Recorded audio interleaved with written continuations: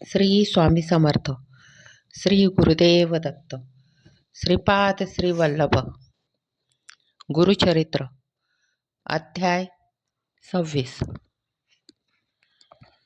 श्री नृसिंह सरस्वतींनी वेदांचा विस्तार केवढा मोठा आहे हे त्या ब्राह्मणांना सांगितले. पूर्वी भारद्वाज हे विख्यात ऋषी अभ्यास करीत होते. ते 100 वर्ष जगले. त्यांनी ब्रह्मचर्य आचरले. पूर्ण वेद शिकावे म्हणून त्यांनी ब्रह्मदेवाची 3 तपे आराधना केली. त्यावेळी त्यांना अल्पसे वेदज्ञान झाले. मग त्यांनी पुन्हा तप केले. तेव्हा ब्रह्मदेव प्रसन्न झाले व म्हणाले, तुला काय हवे? तेव्हा भारद्वाज म्हणाला, मला तुझ्या कृपेने संपूर्ण वेदाचे अध्ययन करायचे आहे. तेव्हा ब्रह्मदेव म्हणाले, वेदांना मोजमाप नाही. मलाही वेद अगम्य आहे. ब्रह्मदेवाने ऋषींना 3 वेद दाखवले. ते पर्वतासारखे दिसले व कोट्यावधी सूर्यासारखा त्याचा प्रकाश होता. ते पाहून ऋषींना मग भय वाटले व म्हणाले, देवा, अशक्य आहे. या वेदांचा आरंभ व शेवट हे फक्त परमेश्वरच जाणू शकतो. हे सर्व वेद शिकण्याचे सामर्थ्य माझ्यात नाही. तरी तुझ्या मनात जेवढे काही द्यावेसे वाटते तेवढे मला द्यावे. या कलियुगात ब्राह्मणांनी आपले कर्म सोडले. वेदाचा लोप झाला. ते पृथ्वीवरून गुप्त झाले. कर्मभ्रष्ट होऊन ब्राह्मण यवनापुढे वेदपठण करू लागले. त्यामुळे त्यांचे सत्व जाऊन ते मंदमतीचे झाले. वेदामुळे ब्राह्मणांना लोक देव मानित असत. वेदामुळे त्यांना स्थैर्य मिळाले होते. विष्णू स्वतः ब्राह्मणांची पूजा करीत होता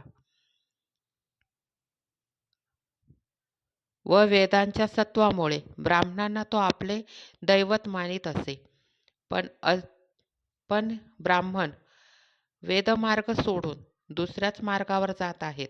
त्यामुळे त्यांचे सत्व नष्ट झाले. ते हलक्या कर्मभ्रष्ट लोकांची सेवा करू लागले. तुम्ही स्वतःला चतुर्वेदी म्हणविता.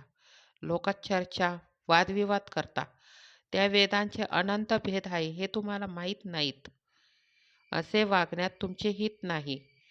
इतर ब्राह्मणांचा तुम्ही रोष ओढवून घेत आहात. तुम्ही स्वतःची स्तुती स्वतः करतात, जयपत्रे दाखवतात आणि त्रिविक्रम भारती हा यती असूनही त्याच्याजवळ जयपत्र मागतात. आमचे म्हणणे ऐका आणि आता परत जा. फुकट गर्वाने हिंडत आपला प्राण गमवू नका. श्री गुरूंनी त्या ब्राह्मणांना हितबुद्धीने सर्व सांगितले, पण ते तामसे ब्राह्मण ऐकेनात. असे हे उन्मुक्त ब्राह्मण, त्यांना स्वतःचे हित कशात आहे हे श्री गुरूंनी सांगूनही कळेना. या पुढील भाग पुढील अध्यायात आहे. श्री गुरुदेव दत्त. अध्याय 26 समाप्त. या अध्यायात आपल्याला एवढे समजते की जे ज्ञान आपल्याला पूर्ण नाही आहे त्याचा गर्व कशाला करायचा, आणि जर आपल्याकडे थोडंसं जरी ज्ञान आहे तर त्यामुळे इतर कमी ज्ञानी असतात असा अर्थ होत नाही. म्हणून स्वतःची स्तुती स्वतः न करता गर्व बाळगू नका. कोणत्याही गोष्टीचा, ज्ञानाचा, पैशाचा, सौंदर्याचा, कशाचा म्हणजे कशाचाच गर्व बाळगू नका. श्री गुरुचरित्राचं पारायण करा. श्री गुरूंच्या चरणी लीन व्हा. श्री गुरूंना समर्पित व्हा. नामस्मरण करत राहा. श्री स्वामी समर्थ. श्री स्वामी समर्थ. श्री स्वामी समर्थ.